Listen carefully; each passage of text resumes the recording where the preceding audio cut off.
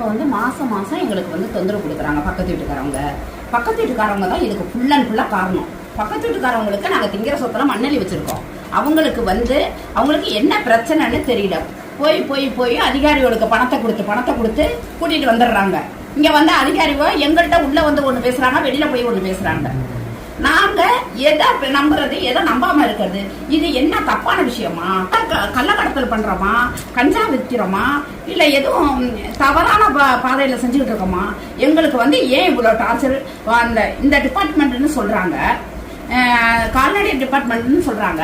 அந்த டிபார்ட்மெண்ட் எந்த முறையில விசாரணை பண்ணணும்? அந்த டிபார்ட்மெண்டே சொல்லுது 10 ஆடு 100 ஆடு வளர்க்கலாமா, 100 மாடு வளர்க்கலாமா. கால்நடைனா எல்லாமே ஒண்ணு தானே.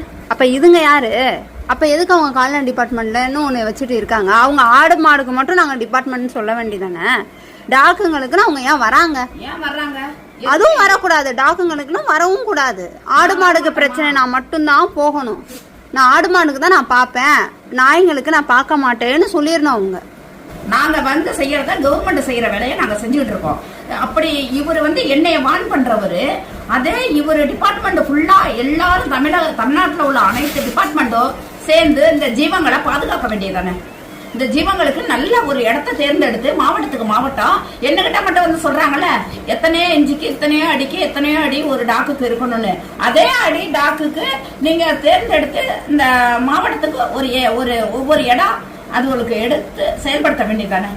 நாங்க தான் தப்பா செயல்படுத்துறோம். நீங்க நல்ல விதமா ரோட்ல தெரியுற பிள்ளைங்களாம் அடிப்படாம, சாப்பாடு இல்லாம தவிக்கிற பிள்ளைங்களாம் இடம் கொடுக்க வேண்டியதானே.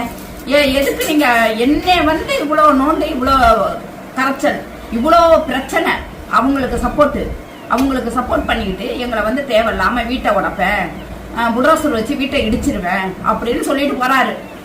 அது அவரு செய்ய மாட்டாராம். ஸ்ருதி மேடம்னு ஒருத்தவங்க இருக்காங்க, அவங்க செய்வாங்களாம். நானே கண்டு பேசிட்டு போறேன். ஸ்ருதி மேடம் அனிமல் டிபார்ட்மெண்ட்ல அவங்க வந்து பார்த்தாங்கன்னா அடிச்சு உடைச்சிருவாங்களாம். ஆனா அனிமல் டிபார்ட்மெண்ட்ல தான் இருக்காங்களாம். இதுங்களை வளர்க்கறத பார்த்தா அடிச்சு நொறுக்கிடுவாங்களாம், இதுங்களை எங்கேயாவது கொண்டு போய் விட்டுருவாங்களாம் சொல்றாங்க. வீட்டை வந்து புல்டோசர் வச்சு இடிச்சிருவாங்களாம். யார் வீட்டை நான் புறம்போக்கிலையா கட்டியிருக்கிறேன், இல்ல தெருவுல கட்டி இருக்கிறேன்னா? இது வந்து நாங்க கடவுடனை வாங்கி இந்த வீடு கட்டலையா? எங்களை வந்து வீட்டை உடைப்பேன், காட்டை உடைப்பேன்னு இந்த கால்நடை டிபார்ட்மெண்ட்ல உள்ள அதிகாரி என்ன ரூல்ஸ் இருக்கு? அவர் வந்து நான் பேச முடியலன்னு அவர் பேசிட்டு போனாரா, இல்ல நாங்க பயந்துகிட்டு இருக்கிறோம்னு பேசிட்டு போனாரான்னு எனக்கு தெரியாது.